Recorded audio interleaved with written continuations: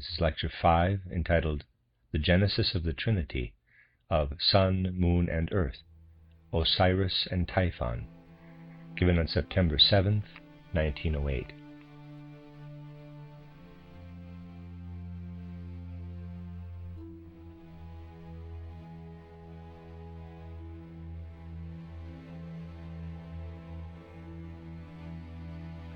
Up to this point in these lectures, we have tried to construct a picture of the Earth's evolution in connection with the evolution of man, because we had to demonstrate how the Earth's past, how the facts of its evolution were reflected in the knowledge displayed by the various cultural periods of the post-Atlantean time. The deepest experiences of the pupils of the rishis were characterized, and it was shown how these inner experiences of the neophyte portrayed in inward, clairvoyantly perceived pictures the relationships and events that prevailed in the primeval Earth, when sun and moon were still contained in it. We also saw what a high stage of initiation such a pupil had to reach in order to build for himself such a world conception, which appears as a recapitulation of what occurred in the remotest past. We also saw what the Greeks thought when, in the campaigns of Alexander, they became acquainted with what was experienced by such an Indian neophyte, in whose soul arose the picture of the divine spiritual creative force that began to express itself in the primeval mist, when sun and moon were still united with the earth.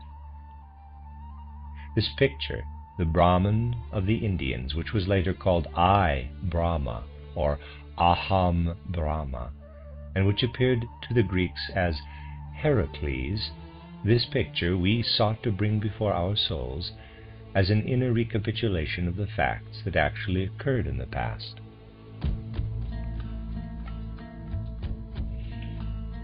It was also emphasized that the succeeding evolutionary periods of the earth were reflected in the Persian and Egyptian cultures. What occurred in the second epoch, when the sun withdrew from the earth, appeared in pictures to the Persian initiates. All that happened as the moon gradually withdrew became the world conception and the initiation principle of the Egyptians, Chaldeans, Babylonians, Assyrians. Now, in order to look quite clearly into the soul of the ancient Egyptian, which is the most important thing for us, and considering the Persian initiation only as a sort of preparation, we must examine a little more narrowly just what happened to our Earth during the periods when the sun and moon were separating from it. We shall sketch how the Earth itself gradually evolved during these times. We shall disregard the great cosmic events and direct our attention to what happened on the Earth itself. If again we look back on our Earth in its primeval condition, when it was still united with sun and moon, we do not find our animals or plants, and especially not our minerals. At first the Earth was composed only of man, only of the human germs. Of course, it is true that the animal and plant germs were laid down on the old sun and the old moon, and that they were already contained in the earliest condition of the earth, but in a certain way they were still slumbering, so that one could not perceive that they would really be able to bring forth anything. It was only when the sun began to withdraw that the germs that later became animals first became capable of germinating. Not until the sun had completely withdrawn from the earth, leaving earth and moon alone, did the same thing happen to the germs that later became plants. The mineral germs formed themselves gradually, only when the moon had begun to withdraw. We must keep this clearly in mind. Now, for once, let us look at the earth itself. When it still had sun and moon within itself, the earth was only a sort of etheric mist of vast extent, within which the human germs were active, while the germs of the other beings, animals, plants, and minerals, slumbered. Since only human germs were present, there were no eyes to behold these events externally, hence the description given here is visible only for the clairvoyant vision in retrospect. It is given on the hypothesis that it is what one would have seen had one been able at that time to observe from a point in universal space. On ancient Saturn, too, a physical eye would have seen nothing. In that primeval condition, the earth was merely a vaporous mist that could be felt physically only as warmth. Out of this mass, this primeval etheric mist, there gradually took shape a shining ball of vapor, which could have been seen had a physical eye, EYE, been present.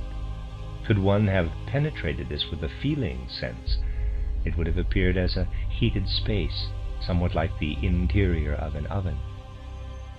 But soon this mist became luminous, and this ball of vapor that thus took shape contained all the germs of which we have just spoken.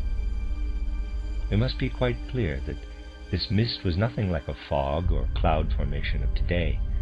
Rather did it contain in solution all the substances which at present are solid or liquid. All metals, all minerals, everything were then present in the mist in transparent and translucent form. There was a translucent vapor permeated by warmth and light. Think yourself into this.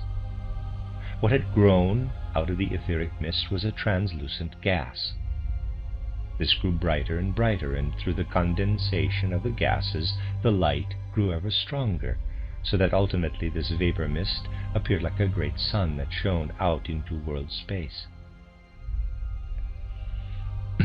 This was the period when the earth still contained the sun, when the earth was still irradiated by light and rayed its light into world space.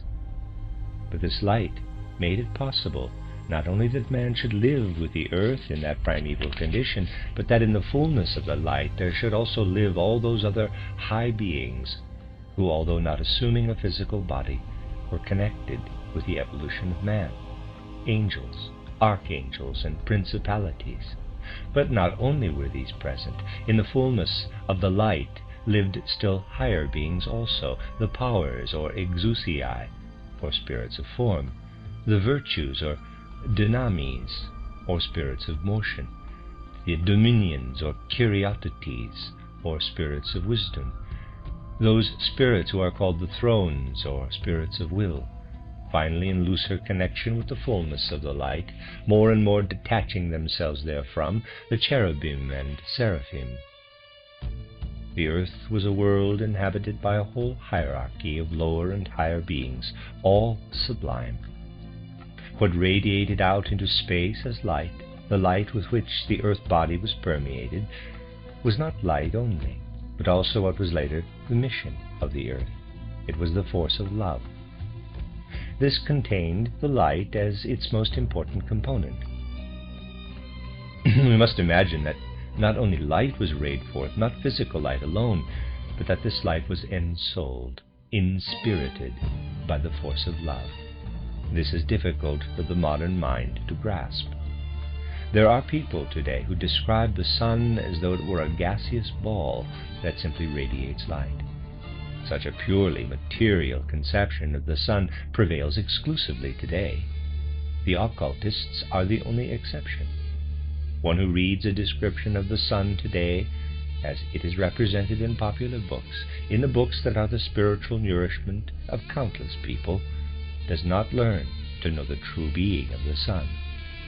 What these books say about the sun is worth about as much as if one described a corpse as the true being of man. The corpse is no more man than what astrophysics says of the sun is really the sun. Just as one who describes a corpse leaves out the most important thing about man, so the physicist who describes the sun today leaves out the most important thing. It does not reach its essence, although he may believe that with the help of spectroanalysis he has found its inner elements. What is described is only the outer body of the sun. In every sunbeam there streams down on all the inhabitants of the earth the force of those higher beings who live on the sun, and in the light of the sun there descends the force of love, which here on earth streams from man to man, from heart to heart. The sun can never send mere physical light to earth. The warmest, most ardent feeling of love is invisibly present in the sunlight. With the sunlight there stream to earth the forces of the thrones, the cherubim, the seraphim, and the whole hierarchy of higher beings who inhabit the sun and have no need of any body other than the light. But since all this that is present in the sun today was at that time still united with the earth, those higher beings themselves were also united with the earth. Even today they are connected with earth evolution. We must reflect that man, the lowest of the higher beings, was at that time already present in the germ as the new child of the earth, born and nourished in the womb by these divine beings. The man who lived in the period of earth evolution that we are now considering had to have a much more refined body, since he was still in the womb of these beings. The clairvoyant consciousness perceives that the body of the man of that time consisted only of a fine mist form or vapor form. It was a body of air or gas, a gas body rayed through and entirely permeated by light. If we imagine a cloud formed with some regularity, a chalice-like formation expanding in an upward direction, the chalice glowing with inner light, we have the men of that time, who for the first time in this earth evolution began to have a dim consciousness, such a consciousness as the plant world has today. These men were not like plants in the modern sense. They were cloud masses in chalice-like form, illuminated and warmed by the light, with no firm boundaries dividing them from the collective earth mass. This was once the form of man, a form that was a physical light body, participating still in the forces of the light. Because of the refinement of this body, there could descend into it not only an etheric and an astral body, not only the ego in its first beginnings, but also the higher spiritual beings who were connected with the earth. Man was, as it were, rooted above in the divine spiritual beings, and these permeated him. It is really not easy to portray the splendor of the earth at that time. We must picture it as a light-filled globe, shone round by light-bearing clouds and generating wonderful phenomena of light and color. Had one been able to feel this earth with his hands, he would have perceived warmth phenomena. The luminous masses surged back and forth. Within them were all the human beings of today, woven through by all the spiritual beings, who rayed forth light in manifold grandeur and beauty. Outside was the earth cosmos in its great variety. Inside, with the light flowing about him, was man, in close connection with the divine spiritual beings, raying streams of light into the outer light sphere. As though by an umbilical cord that sprang from the divine, man hung upon this totality, on the light womb, the world womb of our earth. It was a collective world womb, in which the light plant man lived at that time, feeling himself one with the light mantle of the earth. In this refined, vaporous plant form, man hung as though on the umbilical cord of the earth mother, and he was cherished and nourished by the whole Mother Earth. As in a cruder sense, the child of today is cherished and nourished in the maternal body, so the human germ was cherished and nourished at that time. Thus did man live in the primeval age of the earth. Then the sun began to withdraw itself, taking the finest substances with it. There came a time when the high sun beings forsook men, for all that today belongs to the sun forsook our earth and left the coarser substances behind. As a result of this departure of the sun, the mist cooled to water, and where there was formerly a mist earth, now there was a water sphere. In the middle were the primeval waters, but not surrounded by air. Going outward, the waters changed into thick, heavy mist, which gradually became more refined. The earth of that time was a water earth. It contained various materials in a soft state, which were enveloped by mists that became ever finer, until in the highest spheres they became extremely rarefied.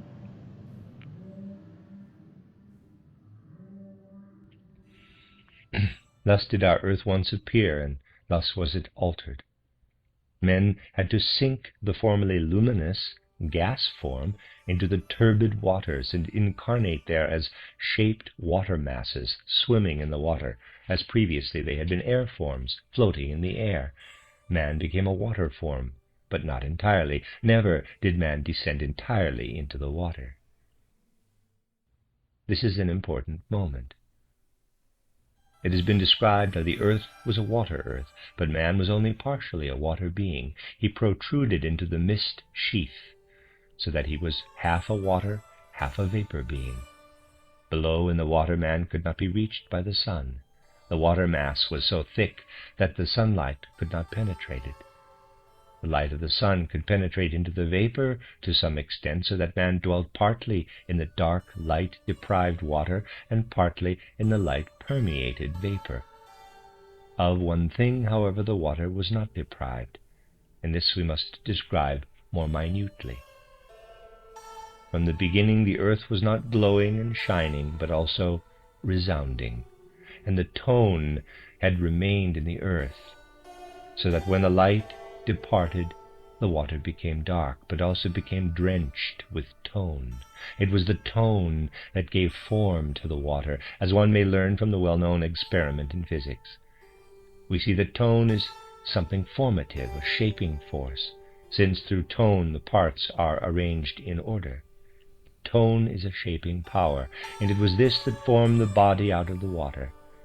That was the force of tone, which had remained in the earth. It was tone, it was the sound that rings through the earth, out of which the human form shaped itself. The light could reach only to the part of man that protruded out of the water. Below was a water body, above was a vapor body, which the external light touched, and which in this light was accessible to the beings who had gone out with the sun.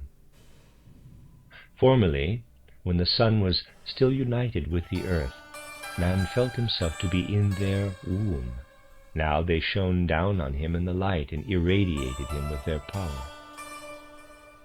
We must not forget, however, that in what remained behind after the separation of the sun, other forces, the moon forces, were present.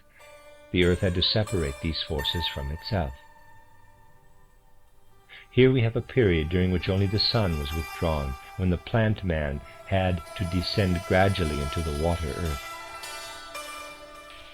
This stage at which man had then arrived in his body we see preserved today in a degenerated form in fishes. The fishes that we see in the water today are relics of those men, although naturally in a decadent form. We must think of a goldfish, for example, in a fantastic plant form, agile, but with a feeling of sadness, because the light had been withdrawn from the water. It was a very deep longing that arose. The light was no longer there, but the desire for the light called up this longing. There was a moment in the earth's evolution when the sun was not yet entirely outside the earth. There one can see that form still permeated with light, man with his upper part still at the sun stage, or below he is already in the shape preserved in the fishes. Through the fact that man lived in darkness with half his being, he had in his lower parts a baser nature, where in the submerged parts he had the moon forces. This part was not petrified like lava as in the present moon, but these were dark forces. Only the worst parts of the astral could penetrate here. Above was a vapor form resembling the head parts, into which the light shone from outside and gave him form. So man consisted of a lower and an upper part. Swimming and floating he moved about in the vaporous atmosphere. This thick atmosphere of the earth was not yet air. It was vapor, and the sun could not penetrate it. Warmth could penetrate, but not light. The sun rays could not kiss the whole earth, but only its surface. The earth ocean remained dark. In this ocean were the forces that later went out as the moon. As the light forces penetrated into the earth, so also did the gods penetrate. Thus we have, below the godless, God-deserted mantle of waters, permeated only by the force of tone, and, all around this, the vapor, into which extended the forces of the sun. Therefore in this vapor body, which arose above the surface of the water, man still participated in what streamed to him as light and love from the spiritual world. But why did the world of tone permeate the dark, watery core? Because one of the high sun spirits had remained behind, binding his existence to the earth. This is the same spirit whom we know as Yahweh or Jehovah. Yahweh alone remained with the earth, sacrificing himself. It was he whose inner being resounded through the water earth as shaping tone.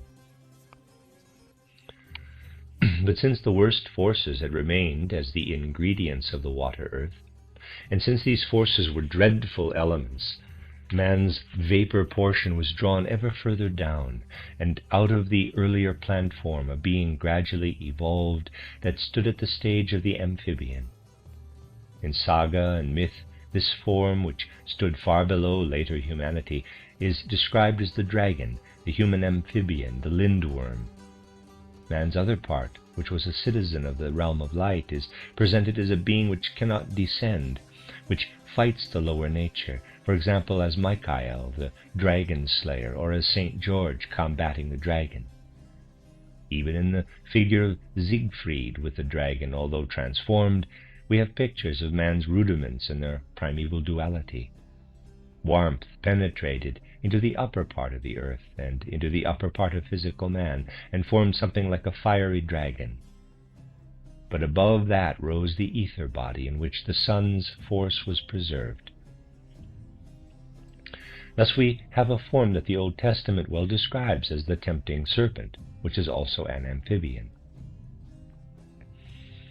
The time was now approaching, during which the basest forces were hurled out.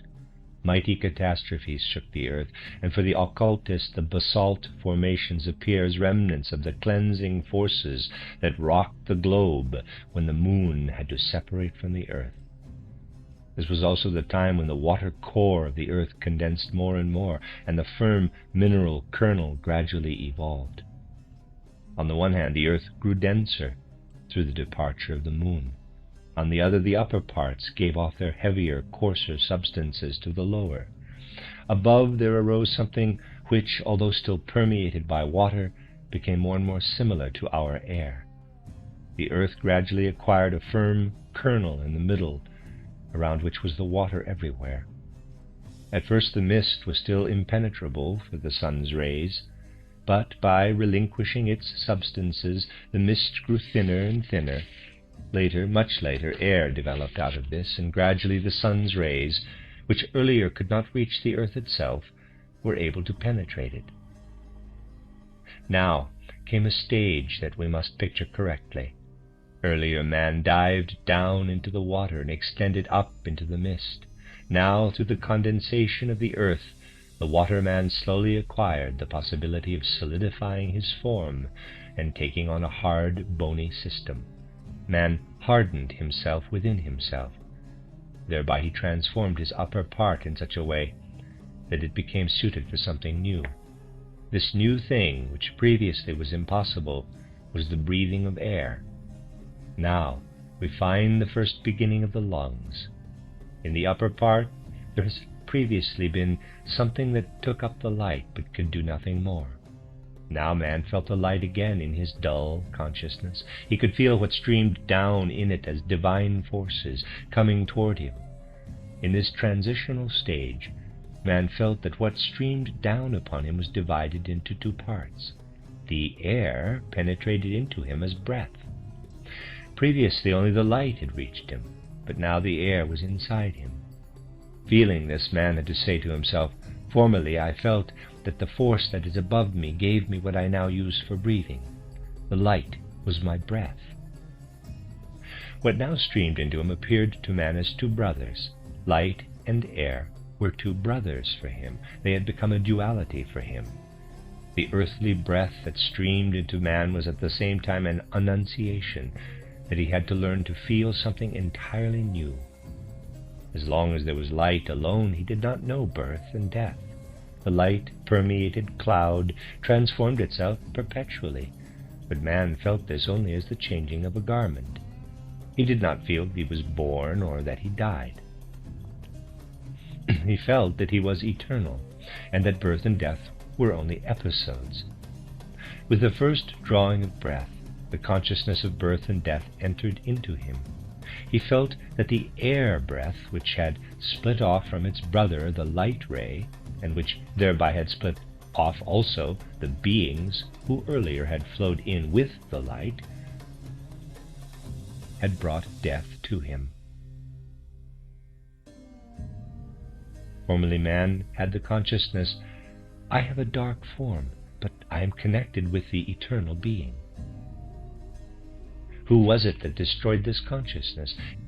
It was the air breath that entered into man, Typhon. Typhon is the name of the air breath. When the Egyptian soul experienced within itself how the formerly united stream divided itself into light and air, the cosmic event became a symbolic picture for this soul, the murder of Osiris by Typhon, or Seth, the air breath. A mighty cosmic event is hidden in the Egyptian myth that allows Osiris to be killed by Typhon. The Egyptian experienced the god who came from the sun and was still in harmony with his brother as Osiris. Typhon was the air breath that had brought mortality to man. Here we see one of the most pregnant examples of how the facts of cosmic evolution repeat themselves in man's inner knowledge. In this way the trinity of sun, moon, and earth came into being. All this was communicated to the Egyptian pupil in deep and consciously formed pictures.